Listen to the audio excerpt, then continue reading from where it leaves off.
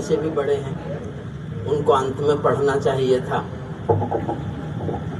लेकिन उनका घर है ये। पक्षपात केवल राजनीति में नहीं होता, संचालक के पद पर बैठकर भी होता है। देखिए अभी आज की तारीख में हरिओम जी नवमी हुई है, जब पूर्णिमा हो जाएगी तब पक्षपात होगा। सत्यन जी इतना ज्ञान तो मुझे नहीं है आप जितना, लेकिन बस एक बात मेरी, आप समझ जाएं तो बता देना, नहीं समझे तो मैं समझूंगा आप नहीं समझे। समझ जाओ तो तालियां बहुत अच्छी बजाना। उन्होंने पहले पढ़ के जो किया वो किया, मौका ही नहीं दिया, वरना धनुष तो लक्ष्मण भी तोड़ सकता था। वो तो रोकना पड़ा, ये तो तोड़ ही देता, वो तो खड़ा ही हो गया था। और यही मेरे साथ हुआ आज। ऐसा कैसे हुआ? उन्हें खड़े होकर के उसने ये कहा कि तोरो छत्र दंड जीवित वो प्रताप बल मात। मैंने अपने बल पे थोड़ी, तुम्हारे प्रताप से तोड़ा।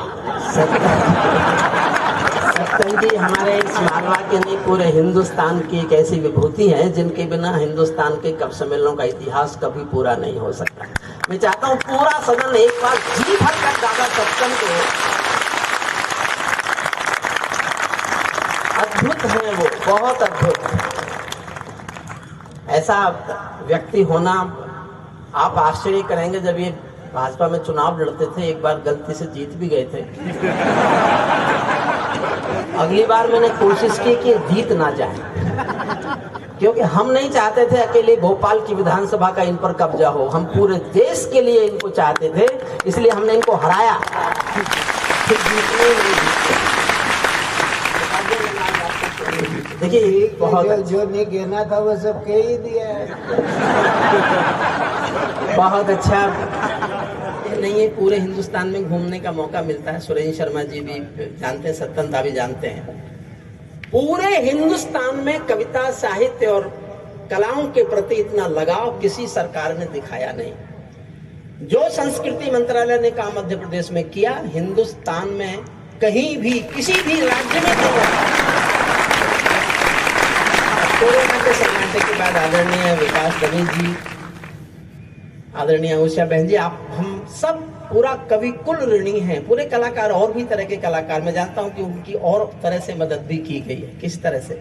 और मैंने तो जीवन में, ये बात बताने की नहीं है लेकिन मैं बताता हूं, मैंने जीवन में कभी भी कहीं से भी कोई भी सम्मान और पुरस्कार ना प्राप्त किया ना स्वीकार किया, स्वीकार भी नहीं किया। मैंने जीवन में केवल एक पुरस्कार स्वीकार किया है जो मध्य प्रदेश सरकार देती है, प्रदीप सम्मान। मैंने इसलिए स्वीकार किया कि मैं बचपन से प्रदीप जी को गाता रहा। मैं केवल वो मना नहीं कर सका, बाकी मैंने कोई भी केंद्र सरकार का, किसी भी सरकार का, अपनी सरकार का उत्तर प्रदेश में कभी कोई सम्मान पुरस्कार स्वीकार नहीं किया, क्योंकि मैं ऐसा मानता हूं कि अभी ऐसा कोई काम मैंने किया नहीं है। मैं तो हिंदी का आदमी नहीं हूं, मैं तो दुर्भाग्य से कवि हूं। आदमी तो तुम पत्नी के भी नहीं हो, क्योंकि आदमी होते तो पत्नी होती। हाँ, ये तो भीष्म पितामह।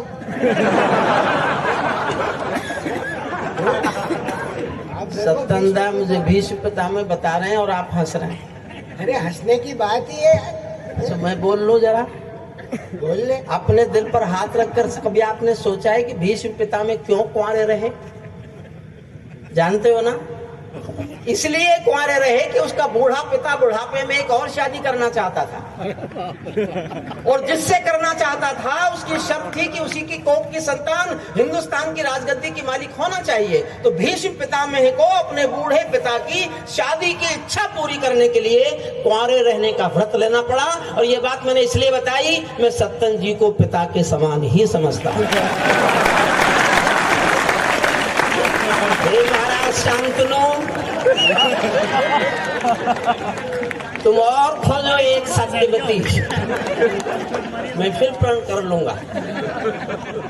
शादी नहीं हुई, शादी नहीं हुई, शादी नहीं हुई, मेरी समझ में नहीं आता। मैं इनको कई बार समझाता हूँ, नहीं हुई तो नहीं हुई। जिसकी नहीं होती वो एक बार प्रधानमंत्री बनता है, एक बार राष्ट्रपति बनता है। आदमी में तो ये स्वर्गों की सैया पे लेटे गई। देखो जी, मैं ज्यादा बहस नहीं कर सकता क्योंकि सद्दाम हुसैन की तरह मैं ही पिटूंगा। जिनसे जीतना नहीं उनसे लड़ना क्या।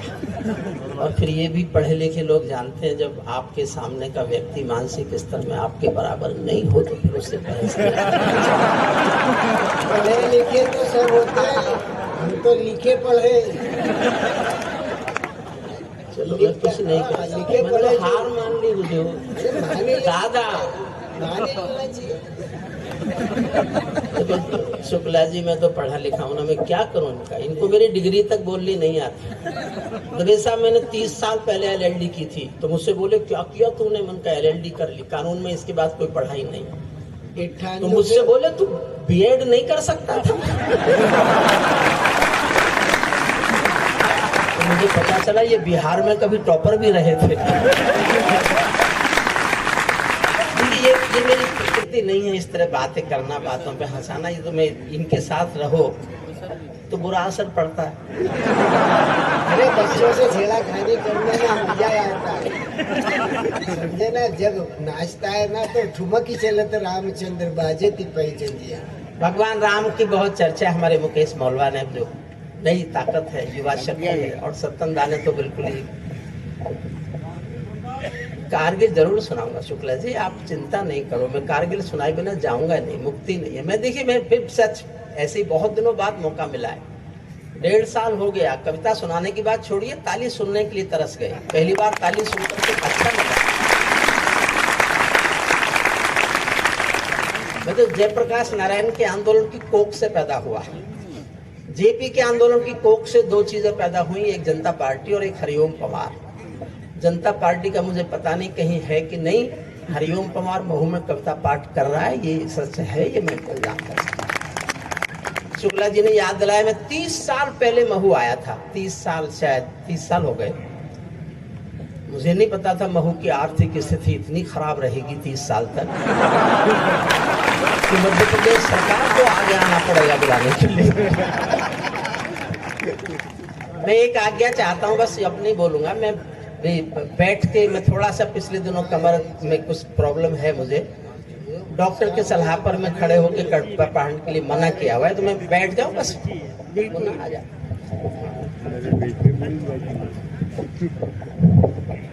माइक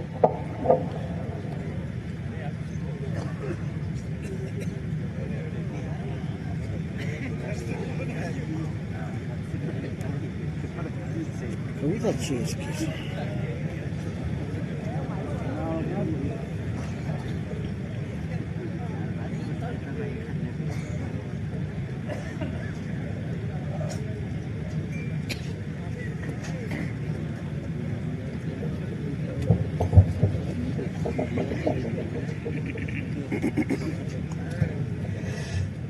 आज्ञा हो तो मैं भी छेड़ू वीणा की झंकार वो भय, आज्ञा हो तो मैं भी छेड़ू वीणा की झंकार वो भय, और समय से कह दूं झूमे गाए मेघ मल्हार वो भय। मुझको माँ शक्ति ने दी है प्राणों में हुंकार वो भय, और विधाता ने सौंपी है अधरों को ललकार वो भय। मैं तो माँ वीणा पानी से केवल ज्ञान मांगता हूँ, जनगण मन की पीड़ा गाने का वरदान मांगता हूँ, जनगण मन की पीड़ा गाने का वरदान।